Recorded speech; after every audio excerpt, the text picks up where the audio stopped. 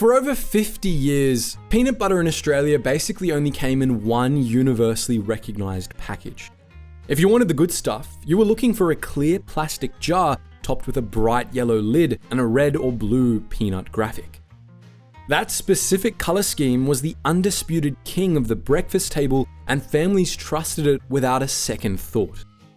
But if you look closely at those shelves today, something is slightly off. The iconic look is exactly the same, but the name you grew up with is completely missing, replaced by a different brand entirely. You might assume it was just a routine rebranding, but that tiny swap was the direct result of one of the most intense and deeply complicated corporate conflicts in Australian history.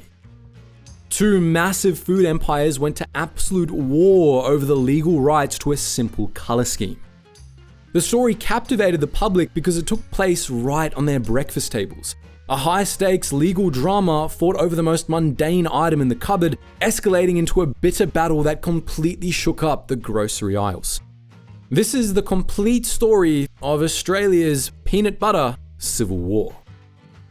A piece of yellow plastic only becomes a multi-million-dollar legal battleground when the product underneath it holds absolute cultural dominance. That kind of fierce brand loyalty takes nearly a century to build, and the foundation for this specific peanut butter was laid long before modern multinational conglomerates dominated the grocery aisles. The timeline kicks off in the 1920s with an Australian entrepreneur named Fred Walker. Walker was a visionary in the food industry who already understood the local palate perfectly, having made a massive name for himself by developing Vegemite out of leftover brewer's yeast. He recognized that to scale his operations and bring cutting-edge manufacturing techniques down under, he needed to partner with established international players. In 1926, Walker joined forces with the American Kraft Cheese Company to create a joint venture known as the Kraft-Walker Cheese Company. This partnership provided the capital and the processing technology required to establish a massive manufacturing footprint in Australia. After successfully rolling out processed cheese, the company looked for their next major product line and eventually introduced their own peanut butter to the local market in 1935. Before this rollout, peanut butter was largely seen as a niche American import. The Kraft Walker formulation was tailored specifically for local tastes and aggressively distributed, allowing it to quickly transition from a novelty item into an absolute staple in Australian cupboards and school lunchboxes. To keep up with the explosive mid-century demand, the company needed a permanent, large-scale home. And in 1962, they cemented their local roots by establishing a sprawling manufacturing factory at what would become known as One Vegemite Way in Port Melbourne, Victoria. This evolved into the beating heart of the Australian spreads industry, and generations of local workers walked through the doors of that facility to operate the massive industrial roasters, manage the complex supply chains of raw peanuts, and mix the spread using a highly guarded recipe. The physical production of the peanut butter became deeply entrenched in the local Melbourne economy, providing stable jobs and filling the surrounding suburbs with the distinct smell of roasted nuts. But controlling the physical supply was only part of the equation. To maintain their iron grip on the market, the company had to convince shoppers that their spread was objectively superior to anything else on the shelf. They found their angle by targeting a major frustration people had with older, natural styles of peanut butter and focusing entirely on the dreaded issue of oil separation. If a jar sat in the cupboard for too long, it would inevitably split into a slick layer of oil at the top and a dry, concrete-like sludge at the bottom. The company seized on this flaw, and throughout the 1980s, they flooded Australian televisions with a massive advertising campaign championing their perfectly blended, homogenized recipe. They anchored the entire pitch on 4 simple words: never oily, never dry. Kraft peanut butter. It's never oily or dry, and it's so easy to spread all the way to the bottom of the jar. Kraft peanut butter, smooth or crunchy, but never dry or oily. They poured millions into drilling that phrase into the national consciousness, turning a catchy commercial claim into such a powerful asset that it was officially registered as an Australian trademark in 2001. The combination of local manufacturing and relentless marketing gave the company a virtual monopoly on the breakfast table, and they dictated the exact taste and texture profile that Australians expected from their peanut butter, forcing competitors to constantly play catch-up. The Port Melbourne factory was churning out thousands of jars a day just to meet the immense demand from grocery stores across the continent.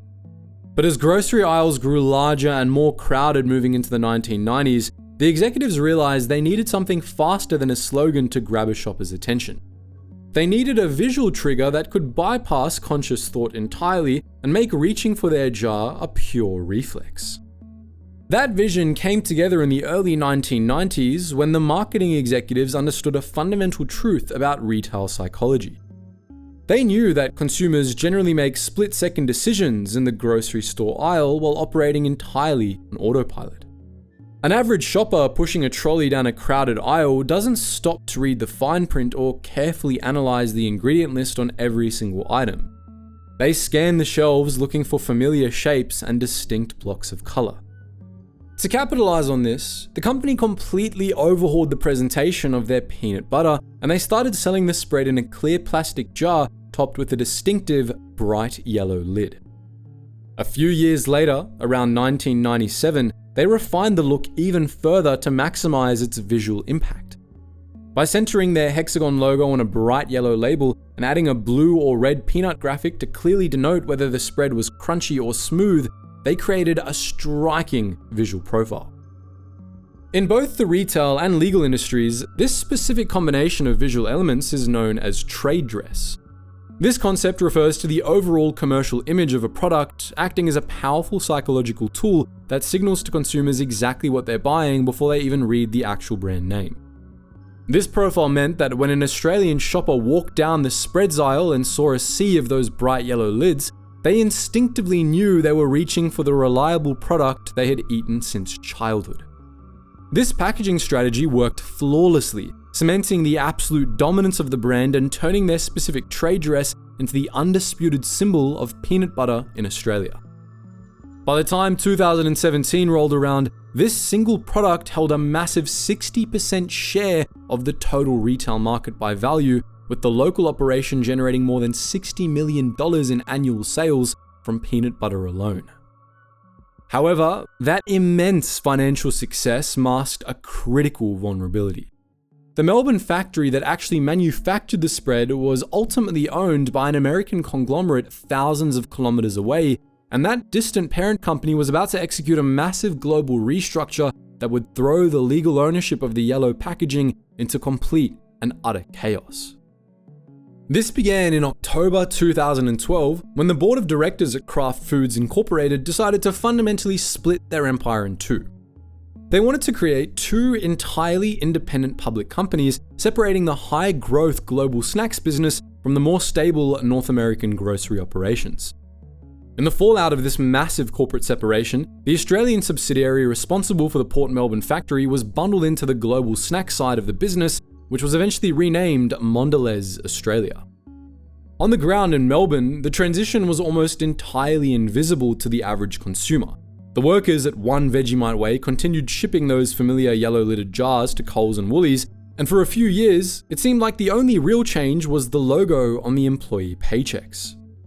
However, large corporate strategies are rarely static, and by 2016, the executives at Mondelez decided to pivot their business model yet again. They wanted to focus exclusively on their core global power brands like Cadbury and Oreo, which meant the Australian grocery and spreads business no longer fit their long-term vision. They made the bold decision to put the entire local operation on the auction block, including the historic Port Melbourne site and the iconic recipes that went with it. This was the moment Bega Cheese had been waiting for. Bega Cheese is a local Australian household name primarily known for its dairy products in the Bega Valley. They saw a once-in-a-lifetime opportunity to evolve into a diversified food giant.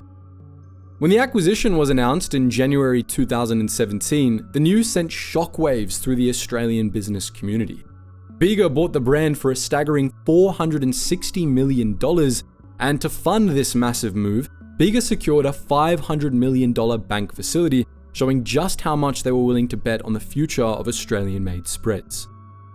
When the deal officially closed, the physical transition at the factory was so seamless that the production lines didn't miss a single day. The same 200 employees who had spent years perfecting the Kraft product were now working for Bega using the same industrial roasters and the same secret blend of ingredients. From the perspective of a shopper walking through their local grocery store, the only visible change was a small sticker on the front of the jar. Everything but the logos stayed exactly as it was.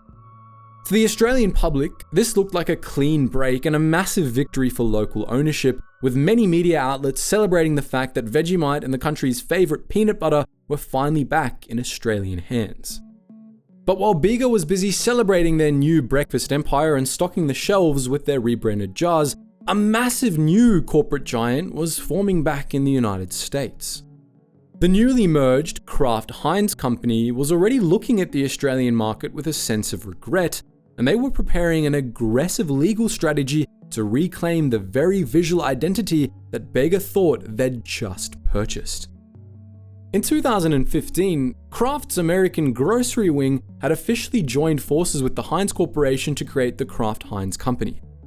This aggressive corporate merger instantly formed the 5th largest food and beverage entity on the planet, backed by a portfolio worth billions of dollars and a boardroom determined to protect every cent of their international legacy. As the executives of this newly formed giant looked toward the Australian market heading into 2018, they saw exactly what Bega was doing with their iconic yellow lids and decided it was time to reclaim their incredibly lucrative territory. Under the specific terms of the original 2017 sale, Bega held a temporary license to use the Kraft brand name on their jars to help ease the transition for everyday consumers. That specific licensing agreement, however, was strictly temporary and officially expired at the end of December 2017.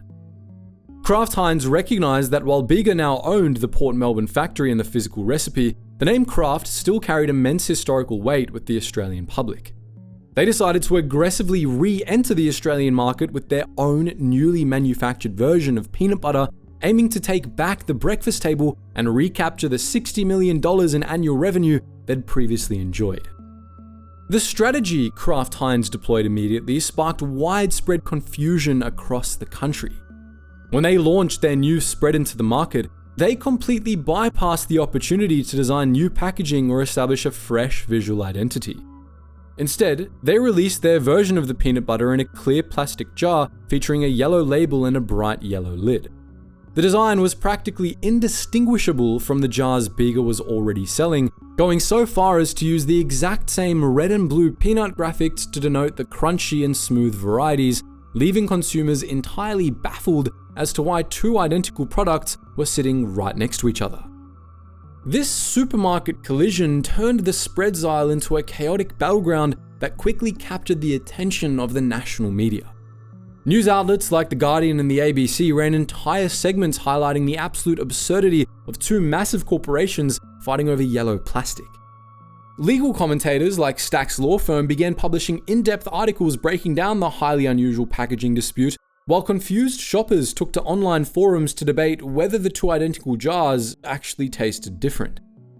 The chaos rapidly became a logistical nightmare for the major retailers. Coles and Woolworths took a very practical stand against the confusion and actually declined to stock the newly manufactured Kraft product on their main shelves. Consequently, the retail giants chose to stick with Bega, who owned the actual production lines and the legacy of the Port Melbourne factory, effectively relegating the new Kraft product to fight for shelf space in smaller independent supermarkets and convenience stores.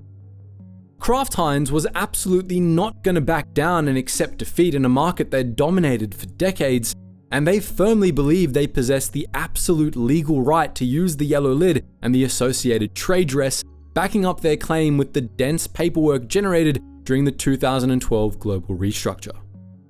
Their legal team argued that during the original corporate split, all of the intellectual property rights tied to the packaging were formally assigned to a Kraft master holding company located in the United States. Following this logic, they claimed Mondelez never actually owned the rights to the trade dress and therefore could never have legally sold those visual rights to Bega in the first place. Bega met this challenge with an equally aggressive defense, maintaining that Australian law operated on much more practical terms than the American corporate paperwork suggested. They argued that when they purchased the physical business, the factory, and the secret recipes, they'd also automatically acquired the goodwill and the branding reputation that came directly with it. With neither food giant willing to surrender the rights to the iconic yellow packaging, they assembled their legal teams and officially took the fight to the Federal Court of Australia. The legal battle that subsequently unfolded inside the federal court was dense, incredibly expensive, and heavily scrutinized by corporate lawyers around the globe. Kraft Heinz walked into the courtroom with absolute confidence because, in their view, the packaging generated zero standalone value and could not be divorced from the master trademark owned by the American parent company. Therefore, they argued that the rights to the packaging belonged to the global Kraft entity, regardless of who was actually running the factory down in Melbourne. Bega's legal team fought back by ignoring the corporate paperwork and focusing on a very practical rule of Australian law. Because Kraft never actually registered the specific design of the yellow lid and label, it only functioned as a trademark because the local Melbourne factory had used it every day for decades. In Australia, the law states that this kind of visual identity is permanently glued to the physical business that built it. In the legal world, this concept is known as goodwill. It's simply the hard-earned reputation and customer loyalty that makes a shopper reach for the exact same jar week after week. The judge emphasized that this trust can't be separated from the business that actually earned it, ruling that when Bega bought the Port Melbourne operations, they automatically bought the goodwill that came with it. Kraft Heinz couldn't legally trap the rights to the yellow lid inside an American holding company while simultaneously selling off the very factory that brought that lid to life. But the judge's ruling on the physical jars was only one part of the messy legal equation. While the court firmly settled the ownership of the yellow lid, they also had to untangle the aggressive marketing tactics both companies used during the conflict. The intense fight for market share had rapidly spilled over into television commercials and press releases, and it became clear that neither company had kept their hands completely clean. Consequently, the federal court had to carefully examine whether either corporation had breached Australian consumer law by engaging in misleading or deceptive conduct to win over shoppers. When Bega first took over the brand in 2017, they launched a massive advertising blitz designed to educate consumers about the switch. They desperately needed to assure shoppers that the newly labeled Bega jar contained the exact same product they had always bought. To hammer this point home, they ran TV ads featuring a taste tester physically peeling the Kraft label off a jar to reveal a Bega label underneath. During this visual reveal, the announcer proudly declared that the famous peanut butter was now Australian owned and made. Kraft Heinz immediately flagged this specific language to the court, and they argued that by saying the spread was now Australian made, Bega heavily implied that the previous Kraft product was imported or manufactured overseas. The judge actually agreed with Kraft on this particular point, noting that the peanut butter had been continuously manufactured by Australian workers in the Port Melbourne factory since 1962. However, Kraft Heinz made a much larger and far more damaging misstep in their own marketing campaign.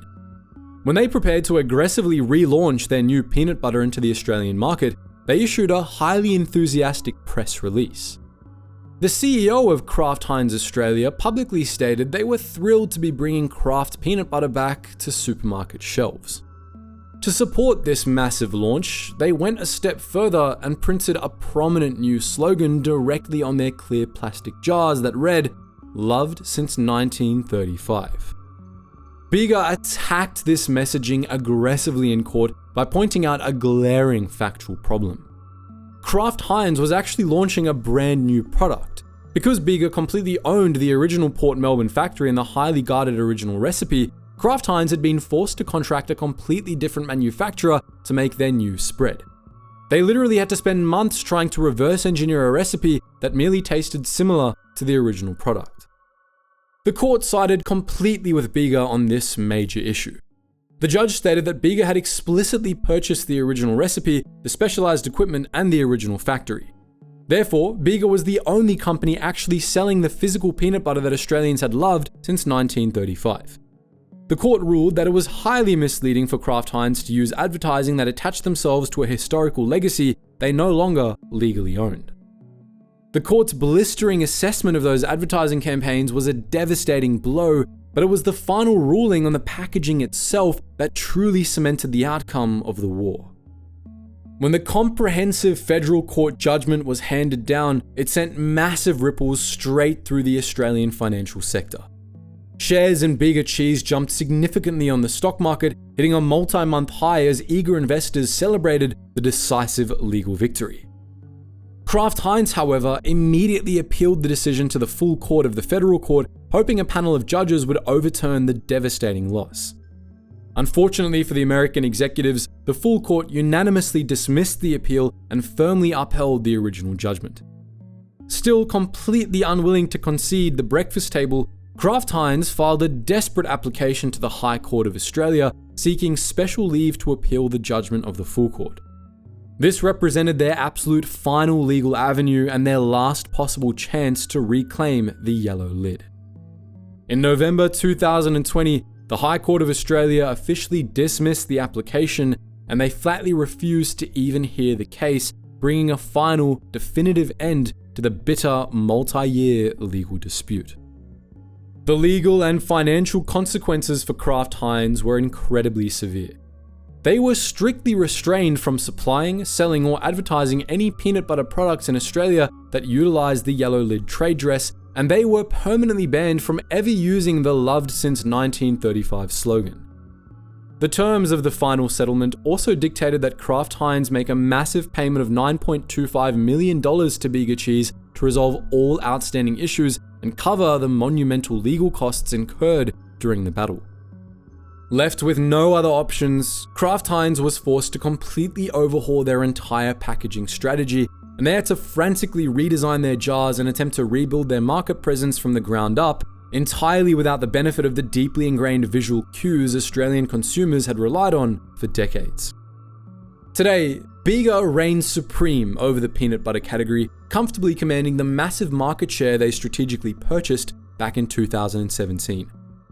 Kraft Heinz is certainly still present on the shelves, but they're forced to compete from a distinct disadvantage, utilizing completely different branding and an entirely new recipe as they desperately try to win back the loyal customers they once owned entirely.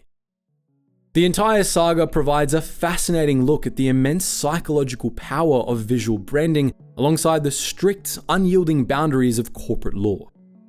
A massive multinational company arrogantly assumed they could simply dictate terms on the ground based entirely on complex paperwork filed in another country. They severely underestimated the practical nature of the Australian legal system and the fundamental, inseparable concept of business goodwill. But what do you think about the Great Australian Peanut Butter Civil War? Did you actually notice the brand switch when it first happened, or were you completely fooled by the familiar yellow lid? Do you think it's ultimately fair that a massive company can lose the rights to the exact packaging they originally designed just because they sold the physical factory? Let us know your thoughts in the comments section below, and as always, thank you guys so much for watching and stay curious.